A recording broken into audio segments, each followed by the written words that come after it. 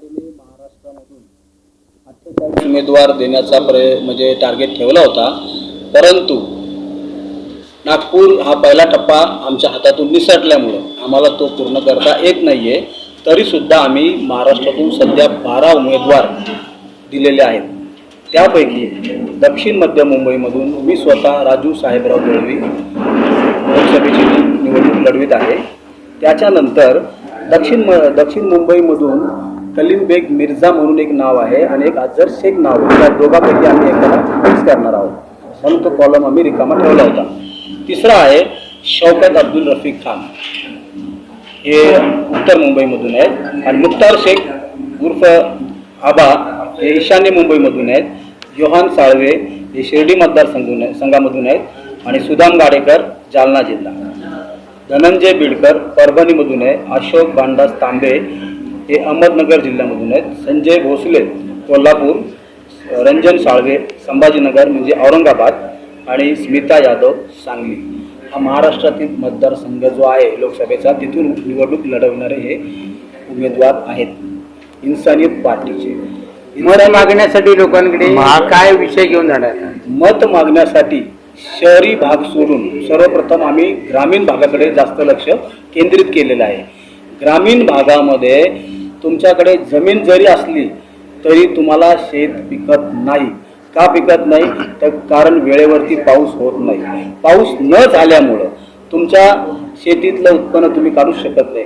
आणि तुमच्याकडे जो काही पाण्याचा साठा आहे, शासन आपल्याला ते काही पाटबंधारे सोडत नाही, त्यामुळे शेती करता येत नाही. त्यामुळे शेतकरी गरीब होत चाललाय. आणि इथून कुठून जर तो पैसे काढून शेती करतो तर अवकाळी पाऊस मध्येच येतो आणि त्या शेताचं नुकसान करतो. थोडक्यात शेतीमालाला हमी भाव मिळावा असं तुमचं म्हणणं आहे? शेतीमालाला जर हमी भाव मिळाला, मधले दलाल जर गेले तर योग्य रेट शेतकऱ्याला मिळेल. पक्ष हा प्रादेशिक पक्ष म्हणून नोंद आहे की राष्ट्रीय पक्ष म्हणून? राष्ट्रीय पक्ष म्हणून नोंद आहे. तुम्ही महाराष्ट्राबाहेर पण निवडणुकीत उभे केलेले उमेदवार? कारण राष्ट्रीय पक्ष आहे म्हणून. त्यांची नावं पण सांगितली? हा, याच्यामध्ये नवी दिल्लीमधून जे आहे ते नैना वरून म्हणून आहे. आणि हैदराबाद तेलंगणामधून एक ज्योत्स्ना राणी म्हणून आहे. आणि उत्तर प्रदेशमधून नीलम गंगवार म्हणून आहे, बरेलीमधून आहे. आणि विकासाचे मुद्दे, महाराष्ट्र सोडून विकासाचे काही मुद्दे महत्वाचे. महाराष्ट्र सोडून संपूर्ण देशात सर्वात पहिला मुद्दा तो शेतकरीचा आहे साहेब. शेतकरीचा. तुम्ही कुठेही जा. आणि मानवता धर्म. आणि मानवता धर्म. परंतु आता गरिबी हटाव वगैरे हे नारे संपले साहेब. हे बोलण्याने वगैरे काही गरिबी हटवली जात नाहीये.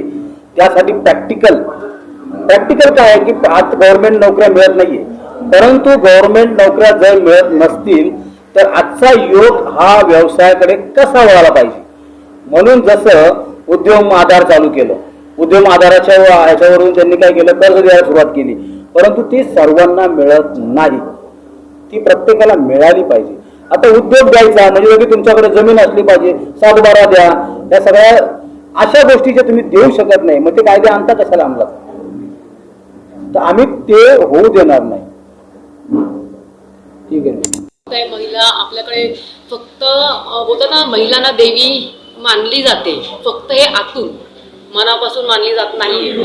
महिलांवर ते रेप्स होत आहेत. महिलांसाठी तुम्ही योजना काही राबवलेल्या नाहीत. निराधार महिला आहेत, त्यांना पेन्शन नाहीये. ज्या महिला लाचारचं आयुष्य महिलांनी जगलं नाही पाहिजे. जसा पुरुष प्रधान माणूस आहे तसं महिलांना पण तुम्ही प्राधान्य द्या ना. महिलांना कुठेतरी डावळलं जातं, यार ही 2 मुलांची आई आहे, 3 मुलांची आई आहे, तर त्याला जबाबदार महिला नाहीये ना, तर त्याला जबाबदार तेवढा पुरुषी आहे, तर तिला त्या नजरेने बघितलं जातो. तर तुम्ही फक्त बोलताना 8 मार्च महिला जागतिक दिन तुम्ही एकच दिवस साजरा महिलांसाठी करता. नंतर 9वा दिवस उघडला, 9 तारीख उजळली की महिला ही महिला सारखी ती राबणार मुलांसाठी, तिच्या नवऱ्यासाठी, तिच्या फॅमिलीसाठी. तर 50% आरक्षण महिलांना मिळालंच पाहिजे. ज्या काही महिलांचे अधिकार आहेत, ज्या महिला आपला समाज असा आहे ना की महिलांना बघण्याचा दृष्टिकोन फार वेगळा आहे महिलांकडे. तर त्या महिलांनी पुढे आलं पाहिजे आणि त्याला जबाबदार पुरुष त्यांनी पाठिंबा दिला पाहिजे. पुरुषांनी पाठिंबा दिला पाहिजे महिलांना की बाबा जसं बोलतात ना की महिला एक अशी आहे की एका पुरुषाला पाठिंबा देणारी महिला असेल, तसं आता माझं असं वैयक्तिक म्हणणं आहे की महिलांसाठी आता पुरुषांनी पाठिंबा द्या. प्रत्येक महिला पुढे आल्या पाहिजेत आणि महिलांसाठी पुरुषांनी काहीतरी पुढे येऊन त्यांना की बाबा तू लढ, तू झाशीची राणी आहेस, माता जिजाऊ माता आहेस, तसं तुम्ही फक्त पुस्तकी भाषा तिथे होऊ नका, महिलांना पुढे येऊ द्या आणि त्याला तुम्ही सगळ्यांनी पाठिंबा द्या, पुरुषांनी पाठिंबा द्या, असं वैयक्तिक माझं म्हणणं आहे. आणि महिला बोलतात ना, एक महिला जर बाळाला जन्म देऊ शकते तर ती जगातली सगळ्यात कठोर आणि एकदम ठसून भरलेली महिला आहे. तर तिला पुढे येऊ द्या आणि जग आपलं पुढे जाऊ द्या, आपला भारत देश पुढे जाऊ द्या. महिलांच्या हातामध्ये सत्ता तुम्ही द्या. महिला आता मागे नाहीयेत, महिला सगळ्या गोष्टीत पुढे आहेत, पण महिला पुढे तरी कमजोर पडतात आणि त्याला जाऊ तर पुरुष आहेत, तर ते आमच्या पार्टीमध्ये होणार नाहीये. एवढंच मला बोलायचं.